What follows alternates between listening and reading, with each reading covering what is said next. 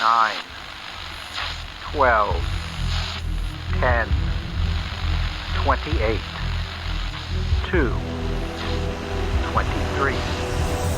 This is the DSR Podcast. Hello and welcome to DSR's Words Matter. I'm David Rothkopf and I am joined by the man of the hour, Norm Ornstein. How are you doing, Norm? The same as usual, David. I was just so taken with the heroic efforts of Melania and Donald Trump put into the equivalent of a foxhole under fire with an escalator that stopped, and showing their courage, fortitude, and just all round performance by walking up an escalator. Wow. I mean, when you see leadership like that, a Nobel Peace Prize can't be far behind. I have to say I was moved almost to tears. Melania handled the sudden jolt, and as Trump said to the entire world, because they needed to know, if she had not been in such great shape, would not have been possible.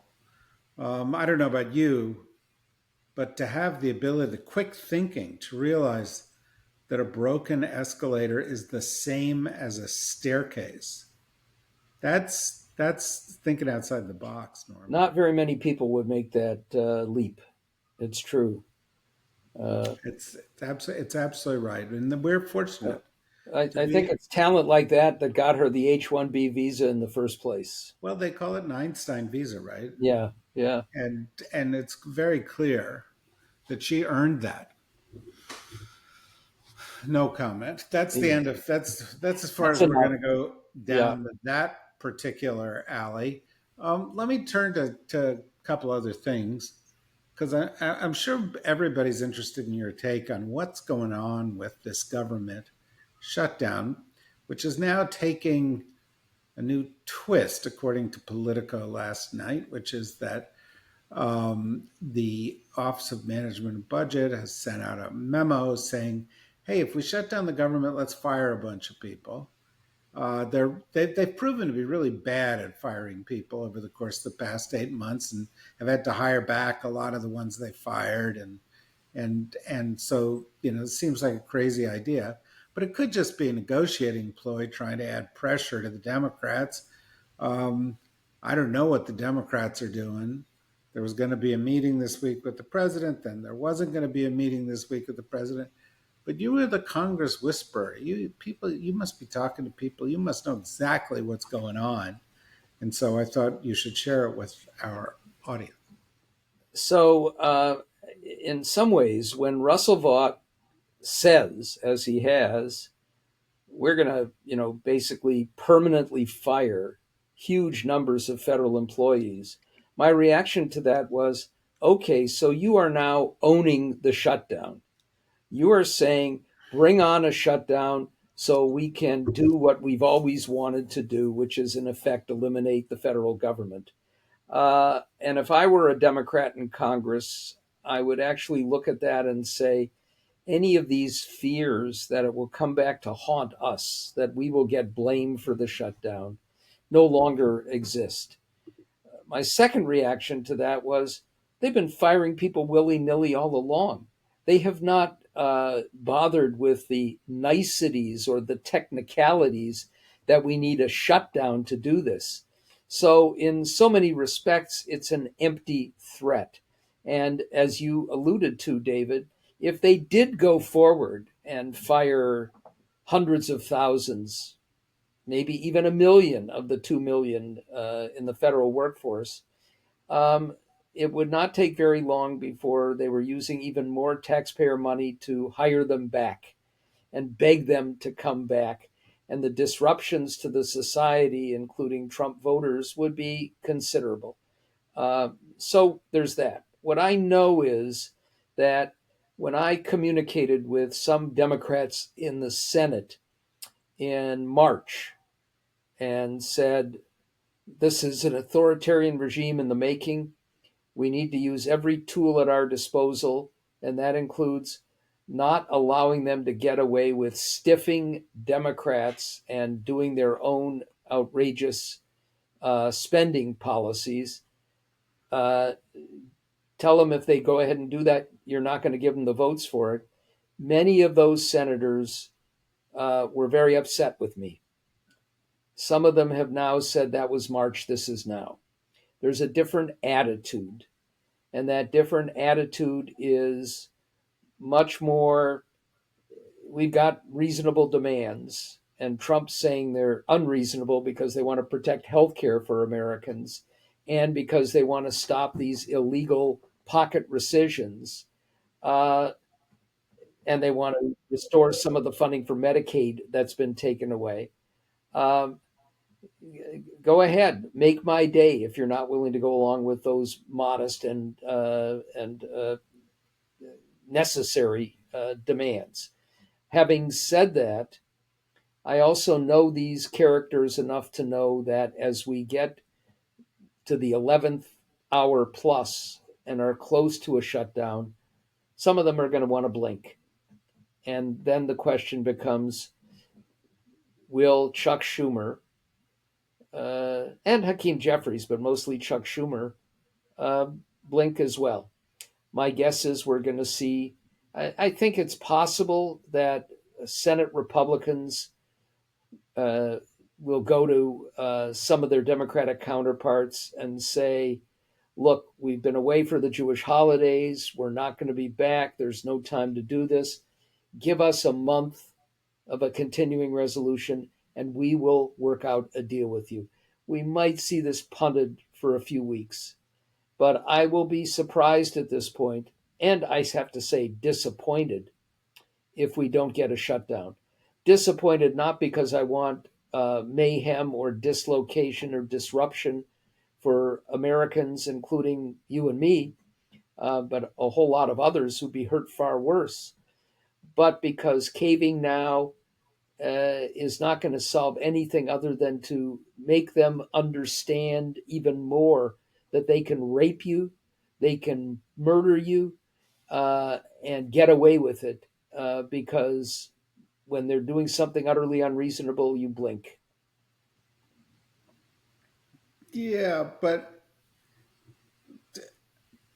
are they ever likely to give in to the Democrats' demands? First of all, you described those very well, and just made me think once again that you should be at least the Speaker of the House. But I have to say, um, the Democrats aren't making their case. No. This is kind of like the moments before. Shouldn't they be out there going, these guys are screwing you over. They're taking away your health care, and we're going to stand up and we're going to get that health care coverage back for you. Because, by the way, I was listening to, I don't know, Morning Joe or some kind of thing, and they had a member of Congress on. They were saying the cuts to Medicaid are already starting to be felt. Yeah. Hospitals are already cutting back services. People are already losing service. It's not just that 11 million people are going to be kicked off in 14 months. Already, lots of different things are being cut in Medicaid, and the knock-on effect for the healthcare system as a whole, for the cost of healthcare, it's starting to go out there and be felt by everybody. Not only is this an opportunity for the Democrats to do the right thing on behalf of the American people, but it's a moment where it's going to resonate with the American people. And yet, all I hear from them is a kind of gentle purring noise. This has been a recurring theme on our show. I have for so long wanted Democrats in Congress to set up a message operation that could actually be functional. Have a team that gets together every night to set out a unified message the next day and have one for the week, or in this case, it should have been for the month, laying out why they are making a reasonable set of demands to protect Americans from mayhem, and why, if Republicans do not go along and reach a bipartisan agreement, The shutdown is because of their actions, not ours. And if you let this go until the last minute and then try and go out there and defend what you've done, given the expansive and expanding right wing media machine, uh, you're going to end up the ones who cave and meekly say, after a few weeks of disruption, okay, okay, you go ahead, you get what you need or want. Uh, if you get that message out there, you're on a much stronger footing for having Republicans decide that it's not in their interest to shut down the government. And failing to do that is stupid. And uh, this is a broader problem. They have no unified message about anything. It's fragmented, and the Steve Bannon strategy of flooding the zone with story after story, distraction after distraction, scandal after scandal is working now. And it's not just because the press can't handle it and, basically still tries to normalize all of these outrages, but because congressional Democrats have not done what they could do in the minority. Well, we could put this in a broader historical context, which only, sort of alta-cockers can do. Yeah. And if you don't know what I mean by that, folks, look Look it at up. us. Look, well, he said, look at us. I said, look it up. But, Okay. either is fine. But, you know, it seems like a really dumb way to run a government, right? Not to do a budget, not to get it passed, not to, I don't know, be concerned about the deficit, not to be concerned about, you know, uh, uh, reckless spending and so forth. But this is the norm. So you'll forgive my abuse of your Yeah. name. And this, I, it was in a administration, as you know, the Millard Fillmore administration, but a while back, Mm-hmm. and I presided over my cabinet, sub cabinet area where I was working twice through a government shutdown in the mid '90s. For 30 years, we've been doing government shutdowns. For 30 years, most of the budgets have been continuing resolutions. For 30 years, the government, the Congress, has abrogated its responsibility to be the keepers of the purse. And there does not seem to be any sign on the horizon that this is going to be set aright by anybody. Do you think this issue, I mean, 30 years later, you would have to say the American people don't seem to care. Do you think it can be present? I mean, it seems to me that this could be a big issue for somebody. I'm going to make the government work, that kind of thing. You're absolutely right.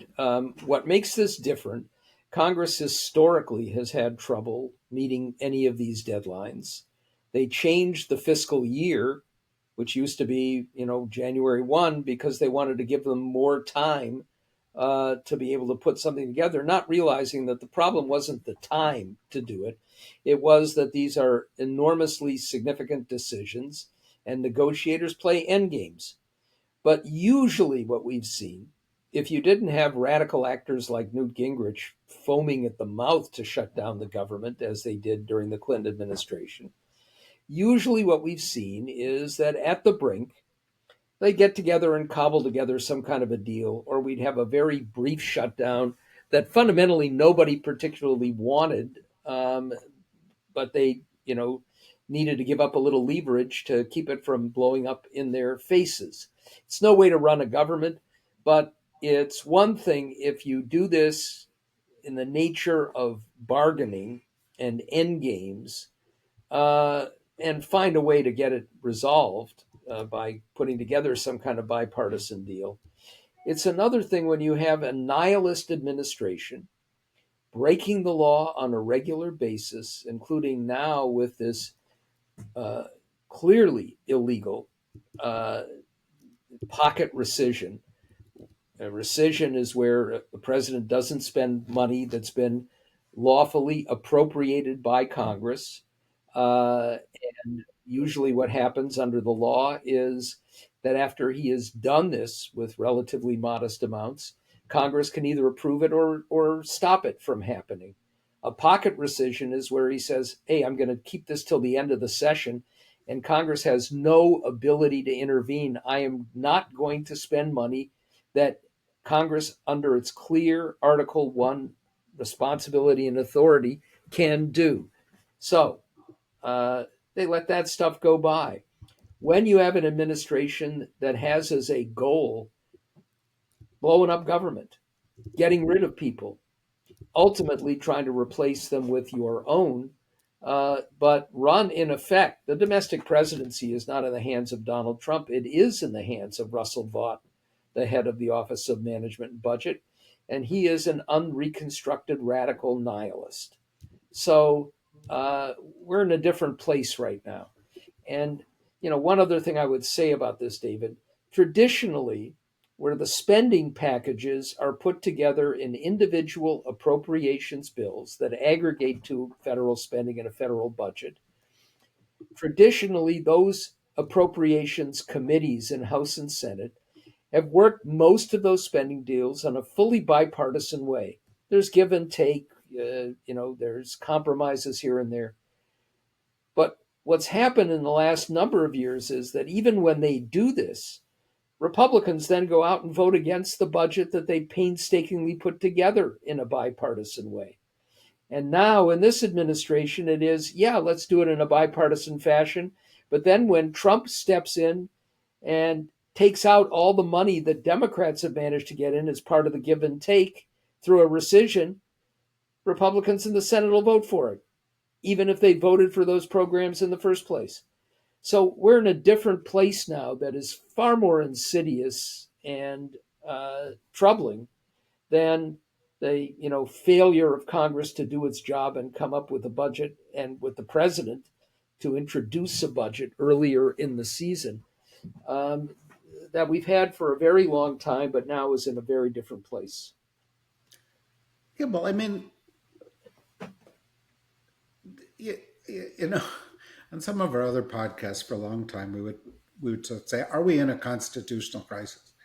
And Rosa Brooks, who's a professor of constitutional law, would say, "Close, but no."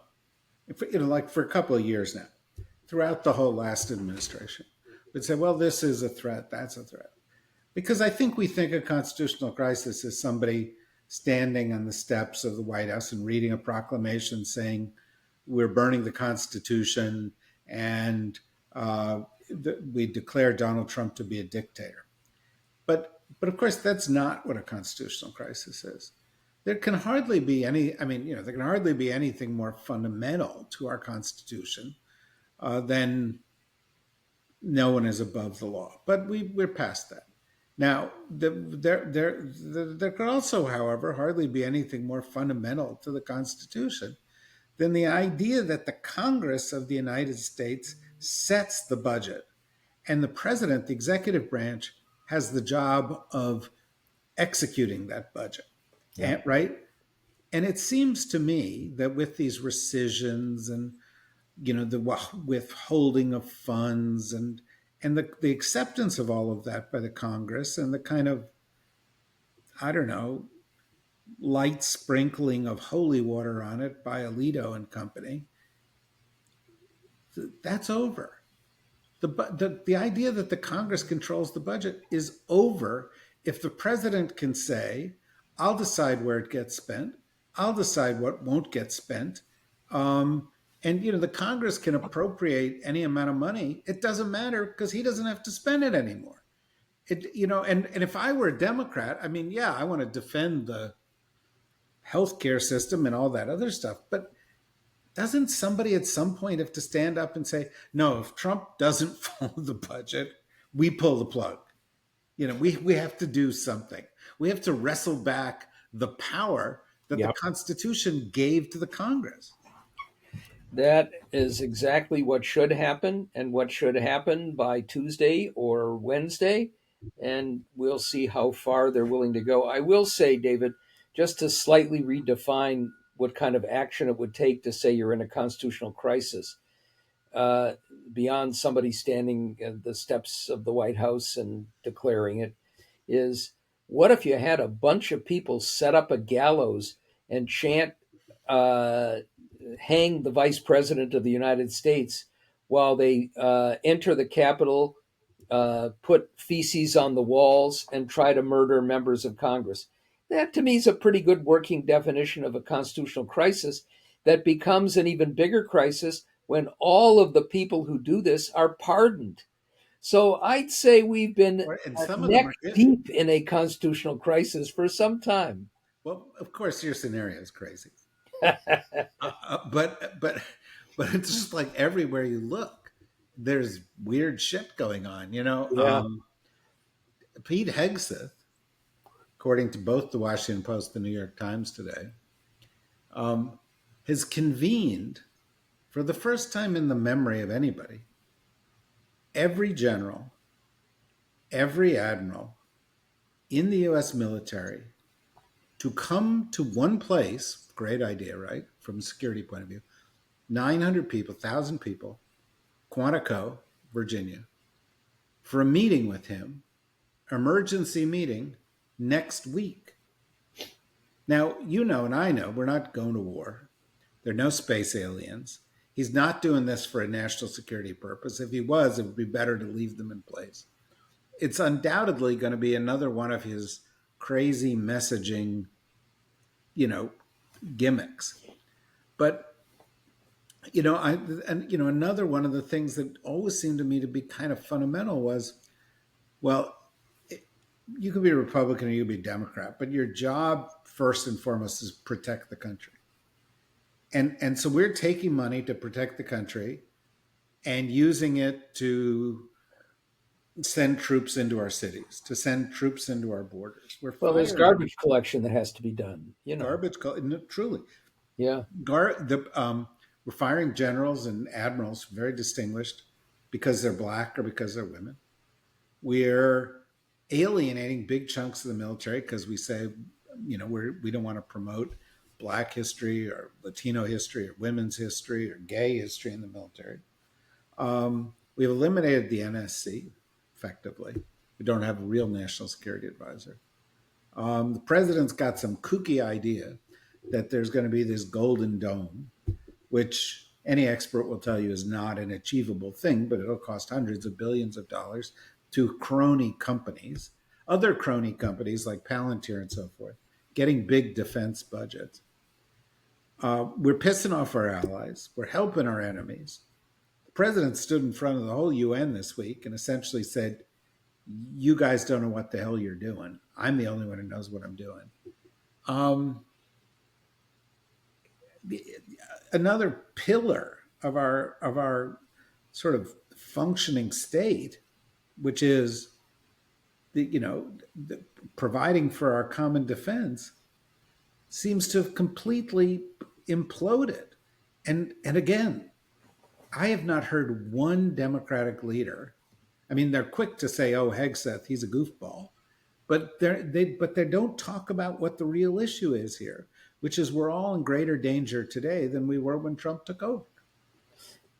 You are absolutely right, and I think it was last week that I talked about my desire that Democrats in the House use the impeachment weapon.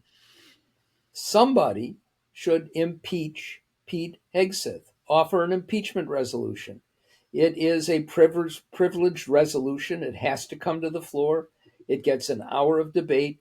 Draft one with all the different clauses that involve his miscreants. And in this case, you got to believe that he's writing a new Pledge of Allegiance for every military leader. I pledge allegiance to the Trump of the United States. That it's not about the Constitution or the flag anymore. Of course, this is the same Pete Hegseth who told the press covering the Pentagon, if you don't write what we want you to write, you lose your credentials, which is even more outrageous in some ways than what Brendan Carr, the chair of the FCC, one of the chief capos in the Trump crime family, has done in threatening ABC, Disney, and others with mayhem unless they get rid of people who are critical of Trump. Uh, all of this needs to have Democrats highlighting it and spotlighting it because it doesn't get the attention. You talked about Palantir and these other contracts.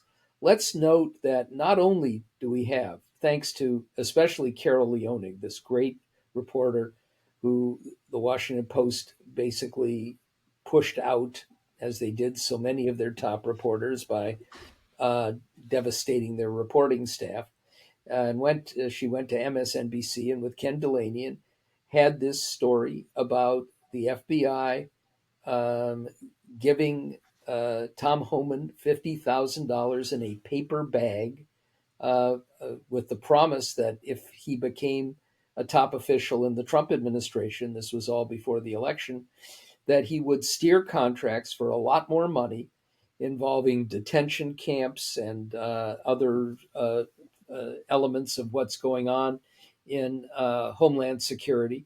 Now, with additional money, untold amounts that are going for deportations and arrests. And now, what we're seeing is that his old clients from his consulting company in sweetheart deals are getting contracts worth billions. God knows how much more money Tom Homan has taken in. My guess is he now is demanding a Louis Vuitton tote instead of a paper bag to put the money in. And it hardly becomes a story. It's a one-day story in most instances. But And the story yesterday was that the Trump family has doubled their wealth to $10 billion in the course of the first 8 months of this administration by essentially turning the White House into a toll booth. And you would think that corruption on that scale would warrant. Remember back again, I'll do the Altacocker thing, but remember back in the day when the Iranians imprisoned a bunch of U.S. diplomats, yep. and ABC said, well, this is a big story. We're going to have Ted Koppel on every night. And Ted Koppel went on the news at 11:30 at night, every single night. And he said, this is when day 137 of this story. Every single day there is a story of America held hostage. America held hostage to Donald Trump. And one by one, and we've got a whole separate podcast we're about to do on this. Every major media outlet in the United States is getting compromised by this craziness, and they're not covering it. So we have another story today that Trump is bringing back Trump vodka in a gold bottle. More of the grift underway. But going back to your earlier theme, David, about America being less safe, we know that Steve Witkoff and Donald Trump are going to get rich from the United Arab Emirates.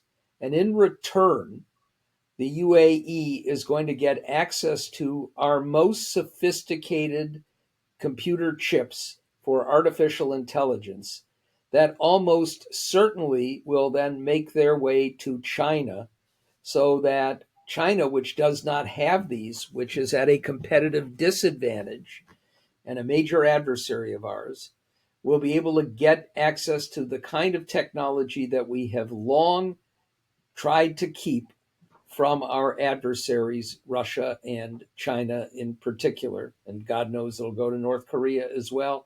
And God knows that it will be used against us in one fashion or another. So it's not just that they're getting rich. It's not just the crassness of having the equivalent of a Trump gift shop next to the Oval Office, where he can point out his hats and the other and his shoes that he's selling to make money. It's that they're selling secrets for their own personal gain. I think, if Benedict Arnold were around today, he would say, whoa, that's going too far. But that's the world we live in, and it's shrugged off and treated as matter of fact by most of our media. Yeah. As I said the last time, I'm not going to comment on that whole thing for a variety of reasons, except to the extent that in one place I will take issue. China already has most of the chipsets that are sold by NVIDIA have a bunch of parts on them that are actually made in China. Yeah. The Chinese level of advancement of advanced chipsets lagged behind us for a long time. But I think we should be just as worried about the fact that the Chinese have now exceeded us in a number of areas, Yes. and that 40% of the AI um, professionals in the United States got their undergraduate degrees from Chinese universities, and we are not letting those people into our country. And so there are other ways we are making ourselves more at risk because we are becoming much less competitive in this field. Let me Um, just follow on that with one other the, point. I'm going to let you follow on that, of Yeah. course, but I do want to say that this is the point where if you're not a member, we have to say goodbye. And if you are a member, we'll say stand by. And if you're not a member and you want to hear what we're about to say, go to the dsrnetwork.com, click membership, and for a couple bucks a month, you can get all the bonus content you get on all of our podcasts, including several podcasts that are only available to members. So I would say go there. But for now, thanks for those of you who aren't members. And for those of you who are members, stand by. Okay, Norm, sorry to. No, I just wanted to follow on. We had started by talking about H-1B visas, which Trump has now said will cost $100,000, which means to bring somebody with a level of expertise, that is, medical researchers, high tech people, specialists that have been, in many ways, the life's blood for us in our high tech economy. That's what major tech companies rely on for their expertise. And it's what our research into diseases and pandemics has relied on. So he is not just blocking some people from coming into the country. He's trying to bring on an enormous surcharge that will be paid by the Teslas and Apples and other companies and by universities, in some cases, bringing them in.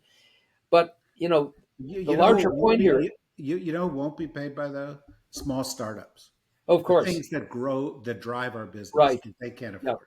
exactly so. And not only is this a danger to our national security, our homeland security, and our economy, but it's ripe for bribery and abuse and part of the grift. And Uh, if you read the provision yep. regarding the $100,000 H1B, the administration reserves the right to waive. The Department of Homeland Security can waive that requirement for anybody it wants. So talk about grift and Yep. treating people fairly, treating it, handling it unfairly. I would bet you that there will be a big company that brings in large numbers of people from abroad with expertise that will buy $10 billion worth of Trump's cryptocurrency and magically get a waiver. Yeah, big. Yeah, no doubt. Look, we have 5 minutes left. I know you have a hard out, and I don't want to Yes. run afoul of your schedule here, but there's one more story, one more pillar of our system collapsing. I mentioned it earlier, which is the rule of law in the United States. And so, what have we seen in the past couple of days that say that that pillar is collapsing? We've seen that the person who is in charge of the Eastern District of Virginia federal prosecutor was forced out because he wouldn't prosecute Trump's enemies. He was replaced by somebody with no prosecutorial experience, who is a former lawyer for the president. And she, within 48 hours, announced that they're proceeding or they're about to proceed with seeking indictment of James Comey. The reason they're doing it is that the statute of limitations on the alleged infraction expires next Tuesday. And they've always wanted to go after Comey because, despite the fact that Comey's screw up actually helped get Trump elected in 2016, he was seen as a critic of Trump. Today, they announced that they're having a major DOJ effort to look into the quote crimes of the George Soros Foundation, including supporting terrorism and arson. I mean, loony stuff.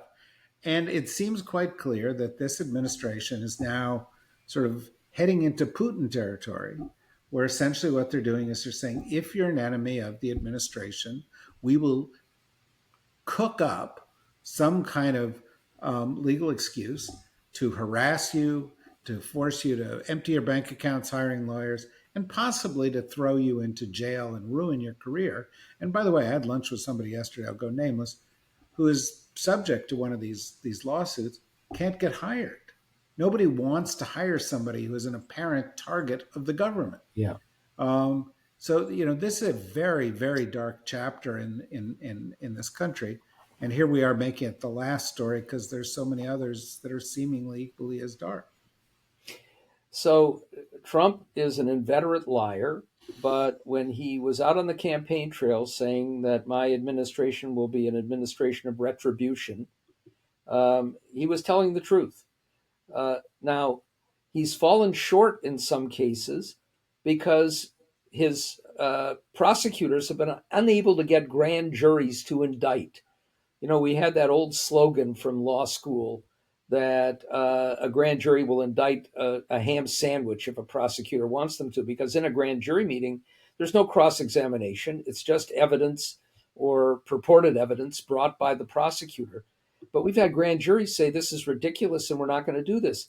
I'm really curious to see, which we will in the next day or two, whether this bogus prosecutor who has as a major qualification that she was one of Trump's attorneys, but also she looks a little bit like Ivanka, whether she's able to convince a grand jury to indict Jim.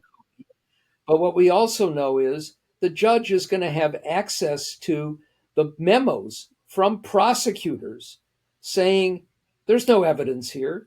There are no grounds for an indictment. And most likely this will get tossed out of court very early if the grand jury does bring it back. The Soros stuff in many ways is more troubling. And it is very much like what we've seen, for example, not just from Putin, but from Orban in Hungary, who's gone after George Soros, but also went to dismantle every NGO that might have done something to try and promote democracy or freedom in Hungary, gone after universities, as we've seen Trump do here. All of this is out of the template of a dictator and an autocrat, in some ways going even further and in a more vicious way than we've seen from some of Trump's role models like Orban or his great buddy Erdogan, who is out talking to him, perhaps even as we speak. It's very unlike anything we've seen before and deeply troubling. And to have a Justice Department and an FBI that are being used and misused in this fashion, anybody who says we're not in a constitutional crisis has not been paying attention.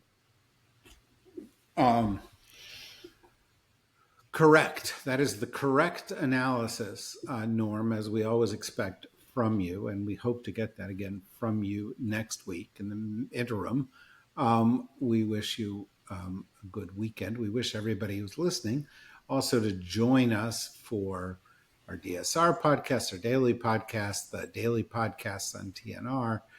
Need to Know this week is going to be with a couple of our friends who are media critics. We're going to take a deep dive on the media. We've got self-consciousness. We've got everything coming your way. So stand by, listen in, and join us for that. And join us here again at Words Matter next week. Until then, thanks, Norm. Bye-bye.